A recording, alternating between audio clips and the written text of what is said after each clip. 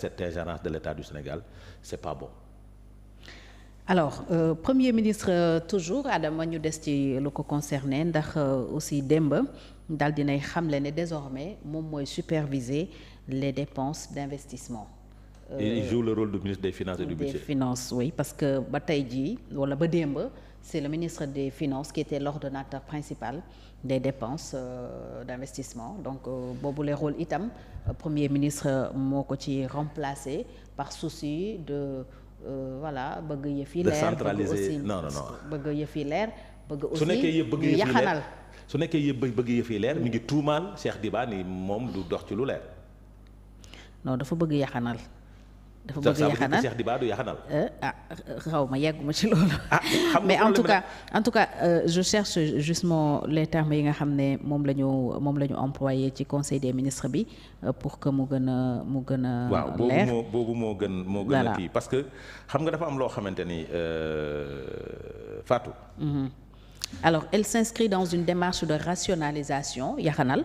de priorisation et d'efficience dans l'utilisation des ressources publiques dafa bëgg ñu yaxanal dafa bëgg itam ñu xam lan mooy farata ñu def ci xaalisu réew mi sous forme d'investissement mais aussi d'efficience ñu xool daal foo xam ne yëf yi dafay am njeexital ñu defa def. ça veut dire que le ministre de la justice des finances et du budget moom suñ ko joxoon bagages yi lii Ousmane Sonko bëgg du ko def.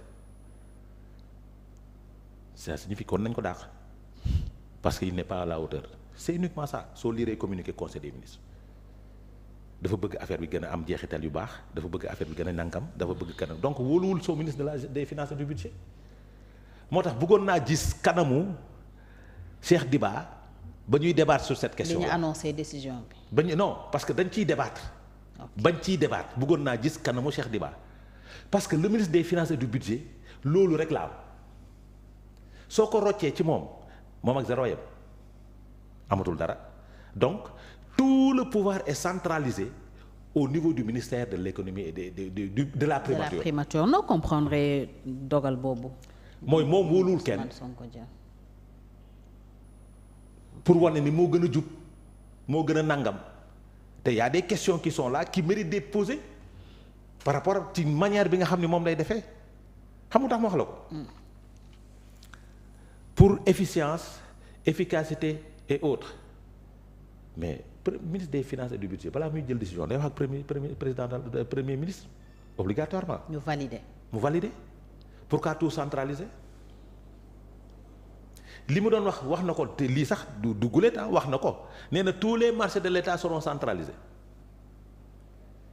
maanaam ministère bi suy jënd feuille de papier rame de papier sax ça passe par la primature.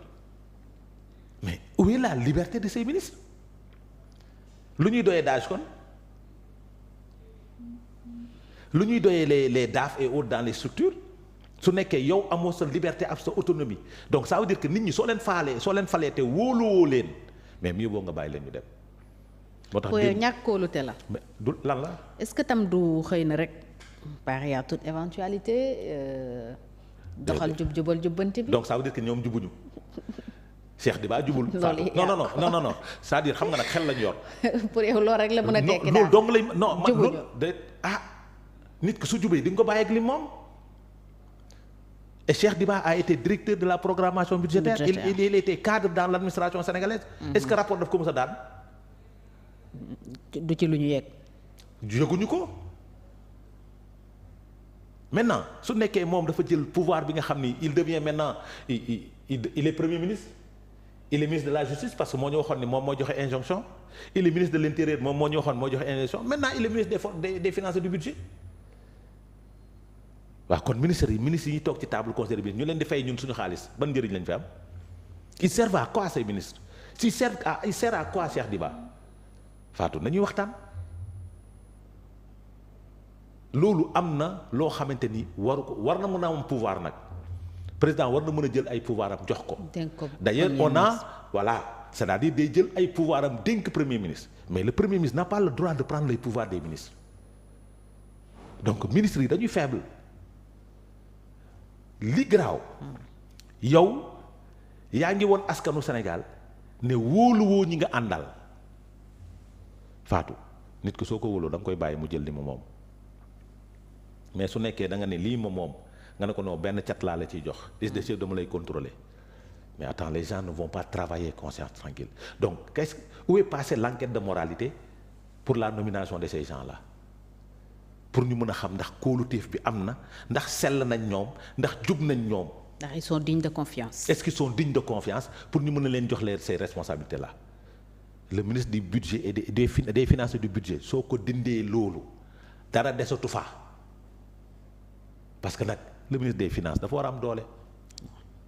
dafa war a am doole boo xamante ni warul ëpp doole certes premier ministre mais dafa war a am doole et c'est lui qui gère les finances de l'État c'est lui qui gère l'argent c'est l'argentier de l'État l'argentier de l'État nag kayen c'est pas le premier ministre Fatou c'est pas le premier ministre de la République du Sénégal et ça pouvoir exorbitant la bu ñu teg ci kanam premier ministre maintenant nag su nekkee ministre yi nangu nañ ko ñoom la rek moo tax dans l'innovation bëggoon naa xool kanamu Cheikh. mais bon joxe na ay explications que ne dañu bëgg surtout assurer renforcer surtout le pilotage le suivi et l'évaluation projet yi nga xam ne ñoom ñoo. bul fàtte ne premier ministre dafa am cabinet dafa am gouvernement ci biir cabinet bul fàtte loolu plan quinquennal bi. vous vous rappelez de ça.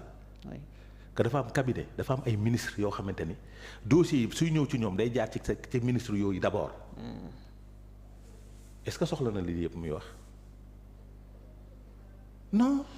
donc lii yëpp pour yow mënul expliquer. ça ne peut pas expliquer cette position bi mu am nii parce que ça affaiblit le ministre de Cheikh Diba keroog démb gisuma ko mais ba mu diggee demee këram amul lu ko neex parce que tamit un ministre des finances et du budget tu ne centralises pas les dépenses de l'État tu ne contrôles pas comment ça tu ne deviens pas ordonnateur de dépenses c'est grave c'est l'argentier de l'État du Sénégal.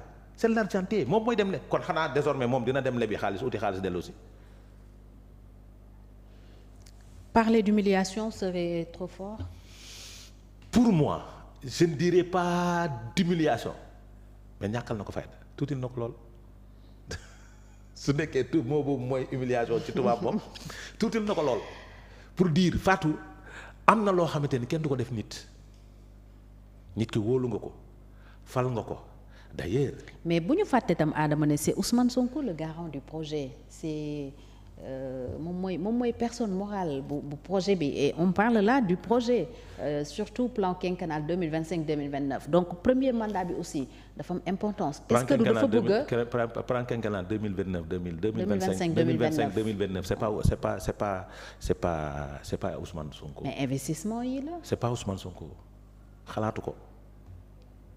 xel-xelliwu ko. c'est pas le projet. c'est un haut cadre du ministère monsieur Ly moo defar plan quinquennal d'ailleurs moo def présentation bi c'est le directeur de la programmation budgétaire. oui mais c'est le projet. oui mais attends. kon léegi ana projet bi. le projet le garant de ce projet lan lañ doon wax projet bi du nit mooy garantir le projet c'est pas une personne. Donc ça veut dire que Cheikh Diba ne peut pas garantir le projet. Ça veut pas dire que ces hauts cadres de l'administration sénégalaise ne peut pas garantir le projet. C'est grave. waaw loolu d'ailleurs moo taxoon bi Ousmane Sonko mënulee bokk Diomaye ñu investir Diomaye. parce que dañ ne waxoon ne projet bi du nit moo tax bi Sonko demul c'est-à-dire ba Diomaye Sonko demul keneen dem. mais attends mara day taal yàlla na yéex na dudd 150 ans Ousmane Sonko wàccoon liggéey nag. Qu'allons-nous faire? Le Sénégal, ce n'est pas Ousmane Sonko, c'est l'administration sénégalaise. Ce sont ces hauts cadres-là qui sont autour de lui. kaay ma wax la dàq ko liggéey fuuf xoolal ma dolli la gën koo jub fuuf gën koo bëgg Sénégal téeméeri junni yoon. Le plan quinquennal 2025-2029 gën ko koo bëgg doxal fuuf nit ñi da ngay wóolu nit ñi nga jox ndomba tànk. Maintenant si par hasard c'était Ousmane Sonko qui était président de la République. Qu'est-ce qu'il allait faire? Il allait centraliser toutes les dépenses de l'État au niveau de la présidence. Fatou waxal rek. xam nga mënul nekk loolu. donc nañu bàyyi nit ñi ñu def seen liggéey. qu'on n'essaye pas de rendre petit certains. Cheikh, moi je ne le connais pas mais j'ai confiance en lui. C'est un haut cadre de l'administration sénégalaise te amul benn rapport bu ko mën a def naka sa lu nangam mënoon nañ essayer voir bàyyi ko mu gérer parce que quand même il a fait ce ministère là quoi, il a fait des années dans ce ministère.